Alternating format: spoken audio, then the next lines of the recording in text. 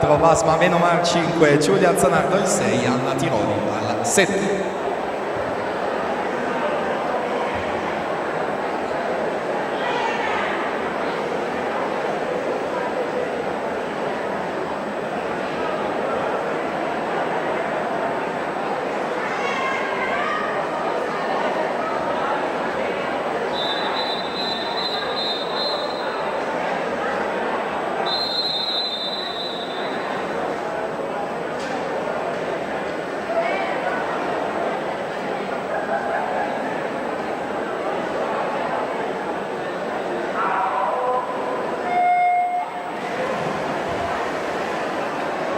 E dunque dopo questa cavalcata di 100 dorso siamo alla gara dei 100 rana ragazze in acqua la serie 8. Presentiamo la 7 Irene Ferraresso, 2 Ginevra Urighi, in 3 Alissa De Santi, 4 Giulia Gradinaro, 5 Rachele Rudella, la 6 Martina Fazzi, il 7.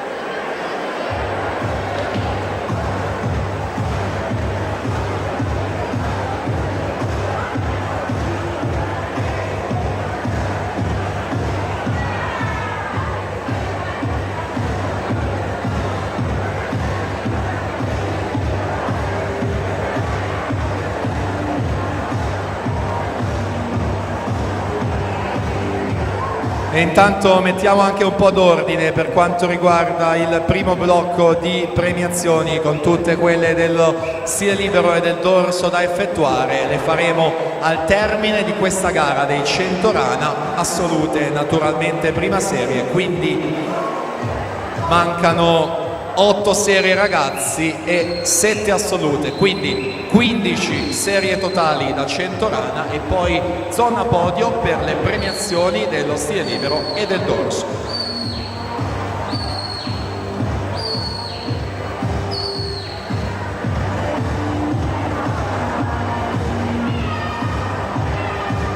Sofia Sandri 1.26 e 0.2 si aggiudica questa serie.